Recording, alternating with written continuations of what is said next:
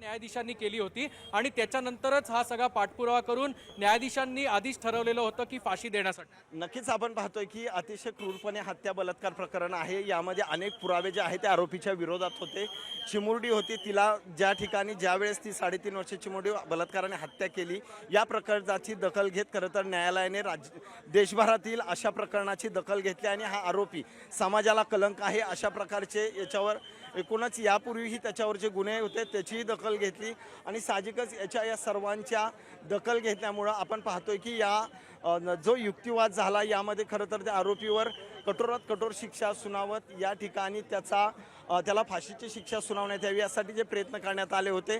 सरकारी वकिलांनी खरं तर याचा युक्तिवाद आपण पाठीमागच्या ज्या केसमध्ये पाहिला तो खरं तर सर्वत्र कठोर देण्यात आला होता आणि त्यामुळे साहजिकच या आरोपीला फाशीची शिक्षा देण्यात यावी हे जवळपास फिक्स होतं आणि साहजिकच त्यामुळे हा निकाल जो आहे तो आता आरोपीला भीमराव कांबळे याला फाशीची शिक्षा सुनावण्यात आली। त्यामुळं या ठिकाणी पीडितेचे कुटुंब असेल, पोलीस असेल, यांचंही खरं तर पोलिसांचं न्यायालयाने आभार मानलं, सरकारी वकिलांचं आभार मानलं।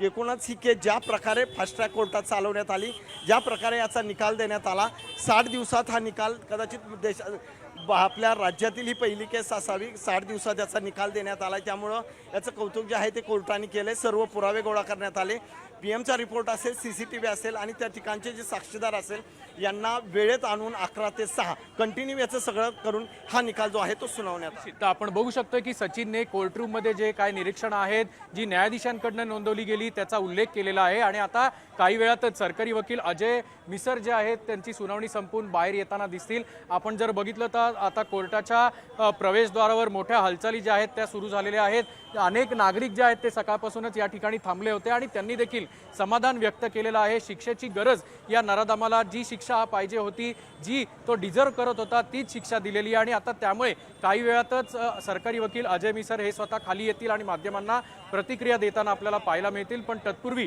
जो न्यायालयाने दिलेली फाशीची शिक्षा आहे ती देखील लवकरात लवकर एक्झिक्यूट व्हावी अशी देखील आता मागणी आहे। कारण सेशन कोर्टाने जरी फास्ट ट्रॅक कोर्टाकडनं देखील जरी या नराधमाला आरोपीला फाशीची शिक्षा दिलेली असली तरी सुद्धा याचं एक्झिक्युशन जे आहे याचं इम्प्लिमेंटेशन म्हणजेच थोडक्यात याची अंमलबजावणी जी आहे ती देखील लवकरात लवकर व्हावी अशी आता सर्व स्तरातनं मागणी जी आहे ती आता जोर धरू लागली आहे।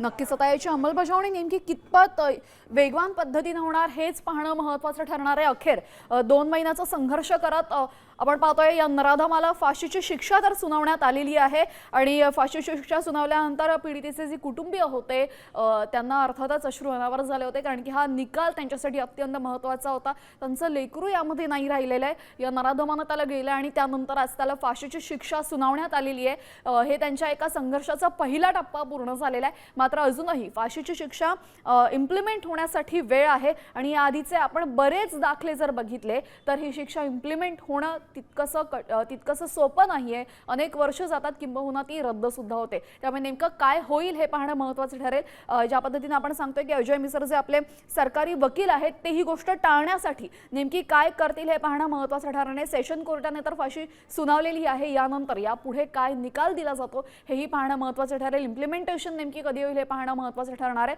अखेर नसरापूरच्या या नराधमाला मरेपर्यंत फाशी मिळालेली आहे आणि आमचे प्रतिनिधी जे कोर्टरूममध्ये उपस्थित होते सचिन, त्यांनी सुद्धा सांगितल्याप्रमाणे आरोपीला कोर्टाने आता चला फासावर चढा असं सांगितलेले आणि त्यानंतर पीडितेच्या सर्व कुटुंबाला अश्रू अनावर झालेले। आरोपी भीमराव कांबळे हा एकूण 7 गुन्ह्यांमध्ये दोषी ठरलेला आहे। नसरापूर अत्याचार आणि हत्या प्रकरणी त्याला आता मरेपर्यंत फाशीची शिक्षा सुनावण्यात आली। 1 मे रोजी संपूर्ण घटना घडलेली होती। ती चिमुकली मुलगी आपल्या अंगणामध्ये खेळत असताना त्याची वाईट नजर तिच्यावर गेली आणि त्यानंतर त्यानं तिच्यावर अत्याचार केला। बरं, अत्याचारामध्ये पण अतिशय टोकाचं क्रौर्य आपल्याला बघायला मिळालेलं आहे। अत्याचार केले, तिच्या शरीरावर जवळपास 18 जखमा झालेल्या होत्या।